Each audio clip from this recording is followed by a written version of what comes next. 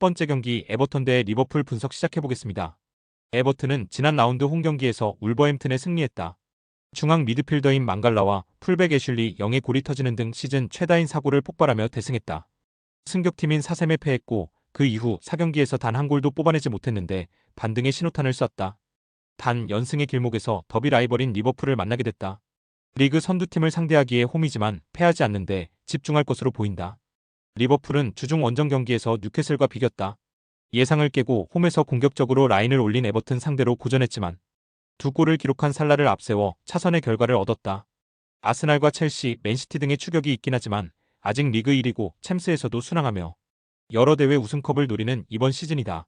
리버풀의 승리를 본다. 비록 다음 주 중에 챔스 일정이 있긴 하지만 리그 선두 자리도 지켜내야 하기에 전력을 다할 것이다.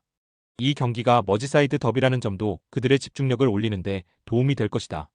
반 다이크와 아놀드가 홈팀의 공세를 저지하며 경기를 운영할 것이고 누네스와 살라가 해결할 리버풀이 승리할 것이다.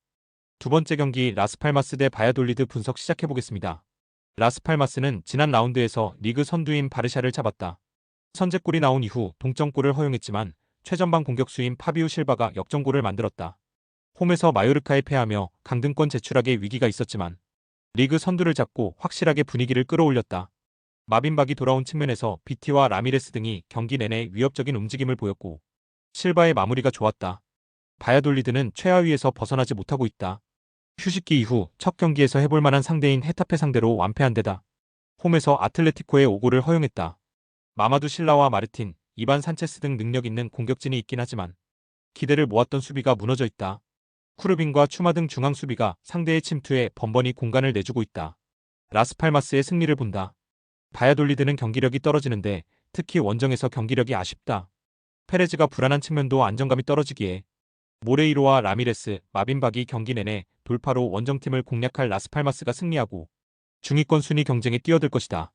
세 번째 경기 제노아 대 토리노 분석 시작해보겠습니다. 제노아는 지난 라운드 원정 경기에서 난적 우디네세에 승리했다. 전반 시작과 동시에 상대 수비수의 퇴장이 나왔기에 수적 우세를 활용했는데 피나몬티가 중요한 골을 넣었다. 그로 인해 강등권과 격차를 두고 중위권 순위로 올라왔고 4경기 연속 무패에 성공했다. 발로텔리가 다시 돌아온 세리에서 조커 카드로 후반 피나몬티와 미레티를 지원하며 공격 옵션이 늘어났고 프렌드럽의 중원 존재감이 확실하다. 토리노는 좋았던 시즌 초반과 달리 최근 흐름이 좋지 않다. 로마와 유벤투스, 나폴리 등에 모두 패했고 홈에서 강등권 팀인 몬차 상대로도 승점 1점 추가에 그쳤다. 초반 팀의 상승세를 이끌던 최전방 공격수 두반 자파타가 부상으로 이탈한 이후 팀의 득점이 줄었고 아담스도 컨디션 난조에 시달리고 있다. 접전을 본다. 최근 분위기 상으로는 4경기에서 승점 8점을 따내며 2차례의 클린시트에 성공한 제노아가 낫다. 또 홈의 2점을 누릴 수 있는 경기이기도 하다. 그러나 승점 추가를 위해 리치와 리네티 등 중앙 미드필더들이 최종 수비와 간격을 좁힐 토리노의 거친 수비를 쉽게 넘지 못할 것이다. 두 팀이 밀고 밀리는 접전을 펼치며 승점을 나눠 가질 것이다. 네 번째 경기 레버쿠젠 대 장크트 파울리 분석 시작해보겠습니다. 레버쿠젠은 주중 민헨과의 포칼컵 이후 다음 주중 인테르와의 챔스까지 일주일간 상경기의 타이트한 일정을 소화해야 한다. 그러나 여러 대회 우승을 노리는 팀이기에 선택과 집중을 할 여유가 없다. 무키엘레와 팔라시오스, 텔라와 아우구스토 등 로테이션 자원이 먼저 이 3명 나올 수도 있지만 그리말도와 그라니트 자카, 탑소바와 비르츠 등은 풀타임을 소화할 것이다. 장파울리은 지난 라운드에서 승격 동기인 홀슈타인을 잡고 연패를 벗어났다. 미넨과 글라드바흐 등 상위권 팀에 연패하며 분위기가 추락했었는데 승점 3점 추가로 이제 중위권 진입을 노린다. 그러나 좋은 분위기에서 너무 강한 팀을 만나야 하는 부담이 크다. 역습에 나설 길라보기를 제외한 모든 필드 플레이어가 쉽게 하프라인을 넘지 않는 수비 위주의 운영을 할 수 있다. 레버쿠젠의 승리를 본다. 주중에 미넨 원정을 소화한 부담이 있지만 워낙 스쿼드가 강점인 팀이기에 별 문제는 아니다. 가르시아와 자카가 중원에 나서 경기의 주도권을 서서히 가져올 것이고 그리말도와 프림퐁이 빠른 스피드를 앞세운 돌파로 원정팀 수비를 공략할 레버쿠젠이 승점 3점을 챙길 수 있다. 다섯 번째 경기 바이에른 미넨 대 하이덴하임 분석 시작해보겠습니다.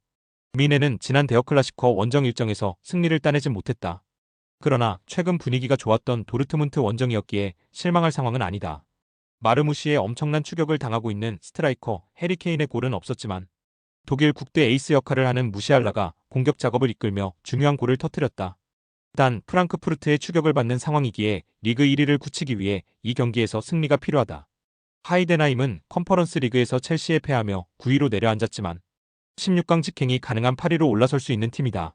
그러나 잘하는 유럽 대항전 일정과 달리 리그에서는 부진이 길어지며 강등권까지 추락했다. 내용도 좋지 않은데 승격팀인 홀슈타인에 패했고 최근 3경기에서는 모두 3골 이상 실점했다. 마인카와 부슈 등 최종 수비가 안정적으로 상대 공세를 저지하지 못하고 있다. 미넨의 승리를 본다. 리그 선두팀 상대로 하이덴하임이 원정에서 승점 추가를 노릴 것이다.